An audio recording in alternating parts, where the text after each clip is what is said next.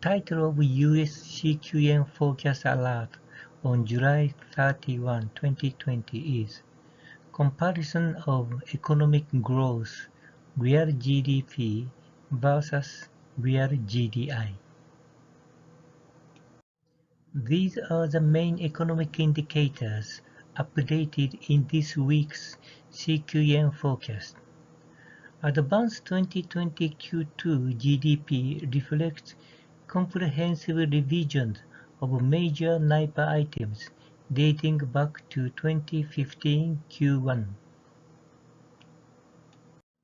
The key to forecasting the advanced 2020 Q2 GDP is how much personal consumption expenditure has been reduced by the Wuhan coronavirus.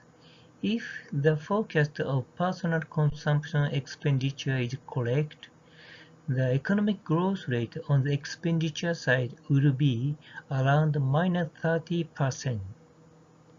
NIPA's comprehensive revision, inventory changes, and import and export create a gap of economic growth rate by 2% to 3%, which cannot be ignored in normal economy. But in this economic situation, where economy drops by -30%, the gap of 2% to 3% doesn't make much sense.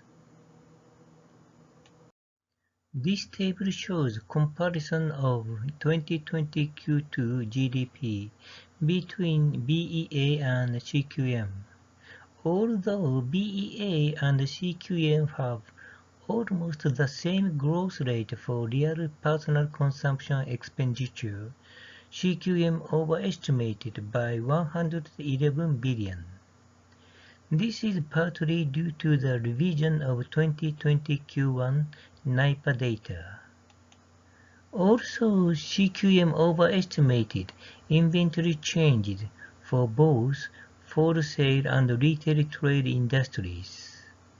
This is because BEA assumed very large negative inventory changes of -169.4 billion and -165 billion in June, respectively, for wholesale and retail industries.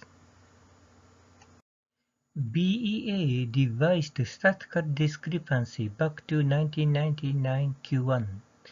There are significant downward revisions in statistical discrepancy over the last 2 years. For example, in 2020 Q1 SD, -177.7 billion was revised downward. This means that GDI on the income side is greater than GDP on the expenditure side. Looking at the economic growth rate of each quarter on both the expenditure and the income sides, they are quite different.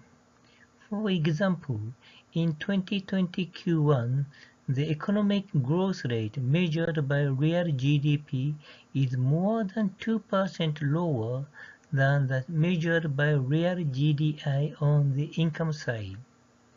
Therefore, BEA recommends GDO, gross domestic output, which is the average of GDP and GDI, as a better measure of economic growth. This table shows the difference between average growth rates of real GDP and real GDI during 1999 Q1 to 2020 Q1 after comprehensive revision in NIPA. The average growth rate of both real GDP and real GDI are almost the same. However, the average absolute gap between the growth rates of real GDP and real GDI is 1.73%, and the standard deviation is 1.43%, which is very high. Conclusion from this week's US CQM forecast alert.